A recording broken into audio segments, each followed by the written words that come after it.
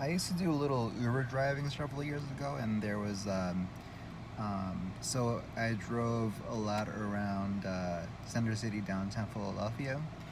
And one time I picked up a passenger, and they were from out of town, and they were saying how surprised they were how big Philadelphia was. So I replied back, or I said, Philadelphia is the sixth largest U.S. city. And then she sounded surprised by that, and she said she figured Boston was bigger. And I took a little bit of offense to that because Boston, in population-wise, is around half, maybe a little more, a little less in population than Philadelphia. Or no, yeah, they're about like less than half. Yeah, they're less than half the population of Philadelphia.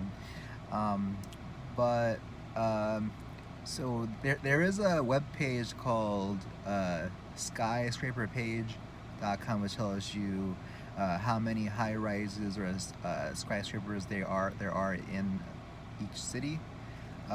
So when somebody thinks about how big a city is, they might first look at um, how big the downtown is or how many skyscrapers there are in the city. So so it's kind of like when you're in person, it's kind of hard to tell which city has a bigger downtown. Um, so uh, so one of the reasons it's a little difficult is because in Boston they have a downtown, and then right next to the downtown there's an area called Back Bay that also has skyscrapers. So it almost looks like uh, they have two separate skylines almost, like with little space between them. Most of them are concentrated downtown, but there's like a, a handful of skyscrapers on the Back Bay. So when you're driving toward Boston and you see like the skyline in the distance, it looks like there's two separate skylines kind of next to each other.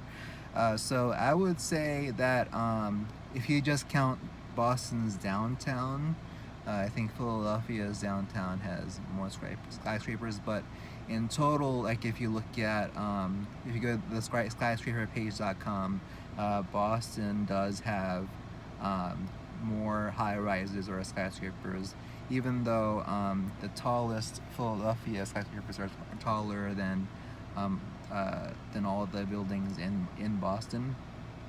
So, and this is even the case, even though Boston's population is less than half, because what so most of the cities, people that live and work in the city don't work in the high-rise skyscraper buildings.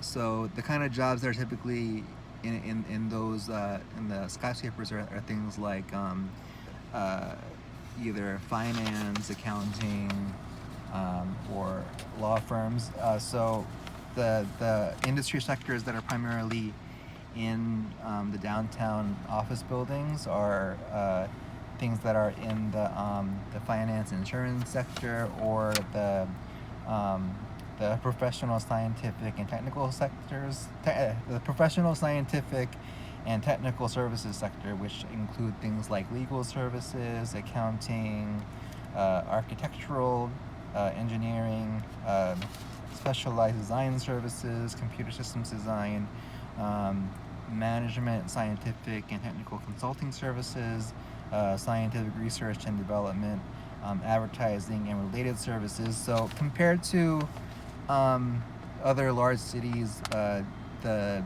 percentage of the Philadelphia workforce that's in either the finance, insurance, or in the professional, scientific, and technical services sectors are relatively smaller. So, for example, only 8.1% of Philadelphia's workforce work in the professional, scientific, and technical services sector, while in Boston, 14.3% work in that sector, and also in the finance and insurance sector in Philadelphia, that's only 4.3%.